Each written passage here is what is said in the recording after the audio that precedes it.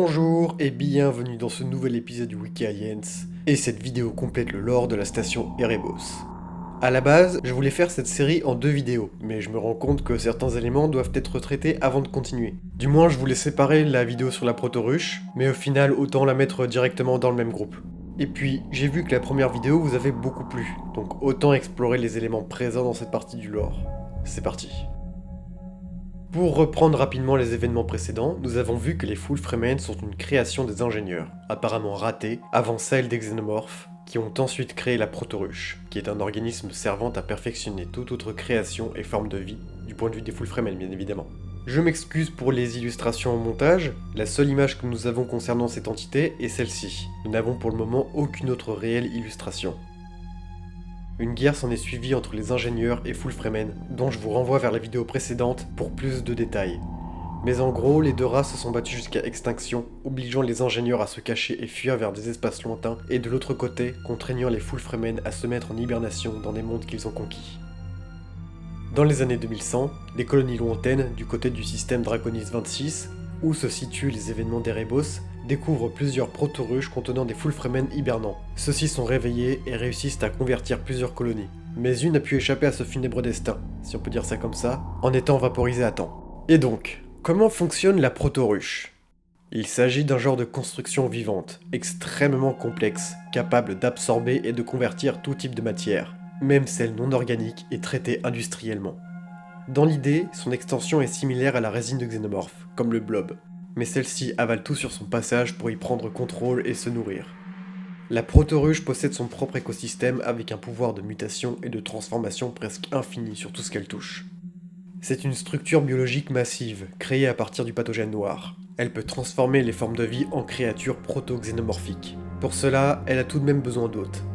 Elle agit comme une source d'infection grâce à des spores qu'elle disperse dans l'air ou par tout autre moyen existant pouvant répandre les cellules du pathogène. Lorsqu'un organisme vivant est infecté par la proto-ruche, il va commencer à muter et donner une nouvelle créature. Alors là, c'est extrêmement flou et difficile d'avoir des informations précises à ce sujet, mais selon le type d'hôte, de l'environnement et de la manière dont l'infection du pathogène est absorbée, la créature qui en ressort peut avoir des caractéristiques différentes.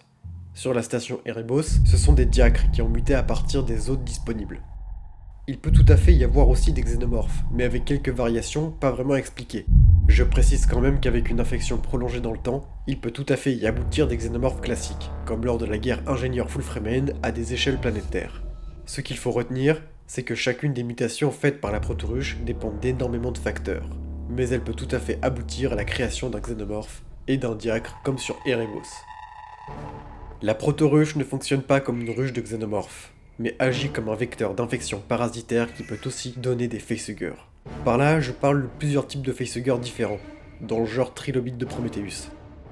Les Full Fremen utilisent la proto-ruche comme d'une arme à des fins de croyances fanatiques. Ils s'en servent comme terraformeurs pour éradiquer des colonies et rendre des mondes hostiles, dans le but d'accélérer l'évolution des espèces tout en créant une armée d'hybrides servant leurs intérêts. Pour eux, la proto-ruche est une manifestation divine qui leur permettrait d'atteindre une certaine transcendance biologique. Ils pensent que la création de celle-ci serait un don venant des ingénieurs, voire d'une entité plus ancienne qui aurait créé la vie. Et ça fait partie d'un lore très profond que je m'apprête à aborder, dans un très gros sujet délicat. Mais pour teaser, il s'agira de la création des ingénieurs et de l'origine du pathogène. En gros, les Full Fremen veulent purifier tout être vivant avec cette arme, dont les êtres humains. Ce qui revient à ce qu'on a dit dans l'épisode précédent. Pourquoi les ingénieurs auraient décidé de détruire l'humanité. Les Full Fremen chercheraient à fusionner avec la proto-ruche en espérant devenir une entité supérieure et immortelle. Ils semblent surtout avant ça vouloir contrôler parfaitement la proto-ruche et ainsi maîtriser les xénomorphes pour instaurer un règne de terreur sans avoir besoin de passer par le cycle classique des œufs et des facehuggers. Et même pourquoi pas fusionner avec la biologie xénomorphe dans le but d'atteindre la perfection extrême.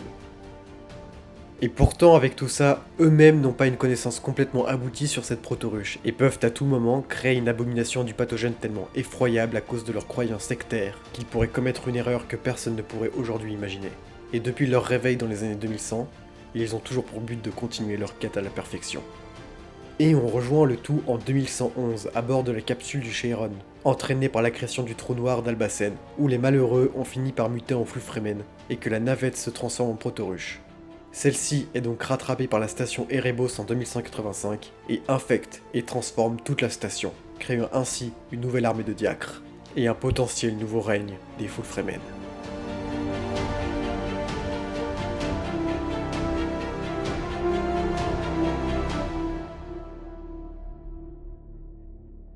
Et voilà, un lore très complexe et pas évident à saisir, mais tout aussi intéressant qui peut donner quelques débuts de réponses que l'on se pose encore. Une dernière info importante que je précise, c'est qu'il faut prendre cette extension du lore avec des pincettes. Pour le moment, c'est canon de niveau 2 si je dis pas de conneries, mais qu'à tout moment, il peut descendre encore plus bas. Pour l'instant, toute cette histoire permet de nous donner une première réponse partielle à plusieurs questions posées dans les préquels, mais comme je l'ai dit, prenez ça avec des pincettes. Je dirais que ce qu'il faut retenir, c'est que les Full Fremen sont des grands tarés, aveuglés par leurs croyances sectaires dans le but de tout détruire pour devenir des dieux. En tout cas, j'espère que la vidéo vous aura plu, et sur ce, à la prochaine.